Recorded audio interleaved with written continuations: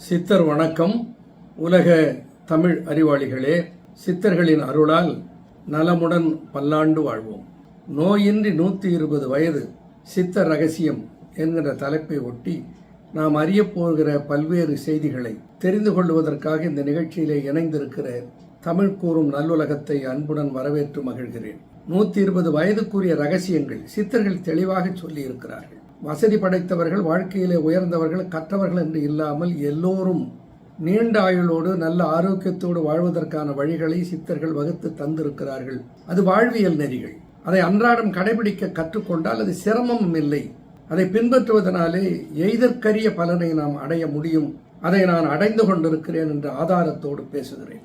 75 வயது பிறந்த நாளை நேற்று கொண்டாடி இருக்கின்ற நான் இத்தனை ஆண்டுகள் அந்த முதுமையினுடைய தோற்றத்தை தள்ளி, முதுமையுடைய தளர்ச்சியை தகர்த்து, நோய்கள் இல்லாமல் ஆனந்தமாக வாழ முடிகிறது என்றால் அதற்கு காரணம் சித்தர்கள் காட்டிய வழி. அதையெல்லாம் உங்களோடு பகிர்ந்து கொள்ள வேண்டும் என்ற தூண்டுதலினாலே தான் உங்களை இன்றைக்கு சந்திக்கிறேன். முதலாவதாக சொன்னேன், உணவை நன்றாக மென்று உண்ணுங்கள். அதற்கு என்ன காசு செலவு பண்ண போறோமா? ஒண்ணுமே இல்லையே. அன்றாட உணவு வாயில போட்டு எந்த உணவா இருந்தாலும் அதை மெல்லுகிற போது 50 முறைக்கு குறையாமல் மென்று சாப்பிடுங்கள் என்று சொன்னேன். எல்லோரும் கடைபிடிக்கலாம், எல்லோருக்கும் சொல்லுங்கள். இரண்டாவது சொன்னேன், அளவு அறிந்து உண்ணுங்கள் என்று சொன்னேன். அற்றால அளவு அறிந்து உண்ணுங்க. நமக்கு எவ்வளவு தேவையோ அவ்வளவு மட்டும் சாப்பிடுங்க. அடுத்து என்ன சொன்னேன், உடல் ஏற்றுக்கொள்ளுகிற உணவை எடுத்துக்கொள்ளுங்கள். அதுதான் சித்தர்கள் சொன்னார்கள். மாறுபாடில்லா உண்டி மறுத்து உண்ணின் ஊறுபாடில்லை உயிர்க்கு என்பதை குறிப்பிட்டேன்.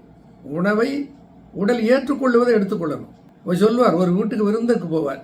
விருந்துக்கு போகிற போது அங்கே உருளைக்கிழங்கு கொண்டு வந்து வைப்பார். ஒரு இலையில வைக்க வருகிற போது அவர் சொல்லுவார், ஐயோ வைக்காதீங்க, எனக்கு உருளைக்கிழங்கு ஆகாது. அதுக்குள்ள புத்தி மாறி போயிடும். இல்லை, கொஞ்சமாக வைங்க.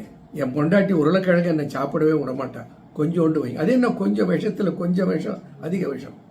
உடல் எதை ஏன் மனைவி தரவில்லை? உருளைக்கிழங்கையோ வாழைக்காயோ சாப்பிட்டால் இடுப்பை பிடித்துக் கொள்ளுகிறது, வாயு உபத்திரம் வருகிறது, அது உடலுக்கு ஏற்றுக்கொள்ளவில்லை என்பதை அவர்கள் அறிந்திருக்கிறார்கள். ஆகையினால அதை வேண்டாம் என்று சொல்லுகிறார்கள். அது தவிர்த்து விட வேண்டியது தானே.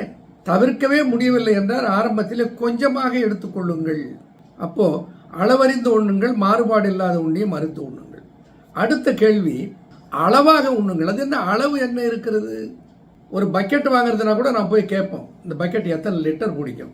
ஒரு பொருளை வாங்குற போது அது எத்தனை காலம் வரும்? இந்த காருக்கு எவ்வளவு நாளைக்கு ஃப்ரீ சர்வீஸ் கொடுப்பீங்க?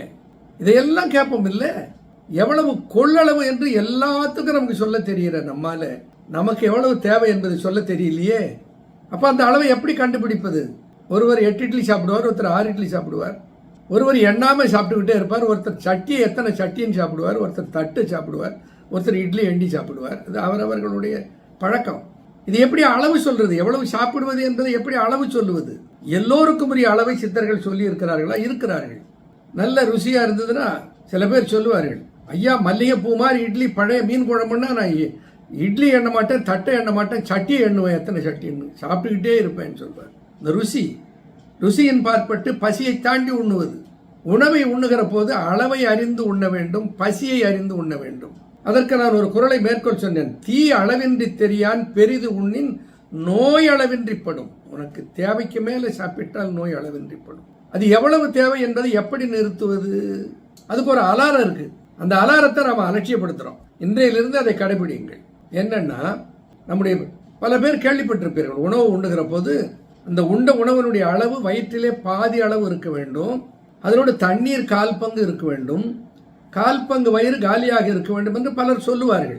ஆனால் அது சித்தர்கள் கருத்திலே அதிலே கொஞ்சம் வேறுபாடு இருக்கிறது. அதை பிறகு சொல்லுகிறேன். ஒன்று என்ன, வயிறில் உணவை நன்றாக அரைப்பதற்கு கொஞ்சம் வெற்றிடம் இருக்க வேண்டும். இப்போ நம்ம சாப்பிடுறோம், சாப்பிடும்போது கொஞ்சம் சாப்பிட்ட பிறகு லேசாக ஒரு ஏப்பம் வரும். இந்த ஏப்பம் வந்த உடனே நம்ம என்ன நினைக்கிறோம், இன்னும் உள்ள இடம் இருக்குது, இப்போ இன்னும் கொஞ்சம் போடலான்னு நினைக்கிறோம். ஆனால் உண்மையிலே அந்த ஏப்பம் தான் நமக்கு அறிவிக்கிற அறிவிப்பு. சொல்ல போனால் அது சத்தம் போட்டு சொல்லுது, நிறுத்தியா, ரம்பி போச்சு, இதுக்கு மேலே எனக்கு உள்ள போடாது என்று அது சத்தம் போட்டு சொல்லுகிறது. அதுதான் ஏப்பம். ஒரே ஒரு பாத்திரம், வாய்க்கு மேலே நிரம்புற ஒரு பாத்திரம் இருக்குதுன்னா அது வயிறு மட்டும்தான். ஒரு பாத்திரத்திலே ஒரு திரவத்தை எடுக்கிறோம், அது அளவுக்கு மேலே அந்த விழிப்புக்கு அளவுக்கு வந்து விட்டால் அது வழி போயிடும், அது ஒழுகி வழிஞ்சிடும், அதுக்கு மேலே இருக்காது. இப்போ எந்த ஒரு பாத்திரத்தையும் வாய் வரையில் தான் நிரப்ப முடியும்.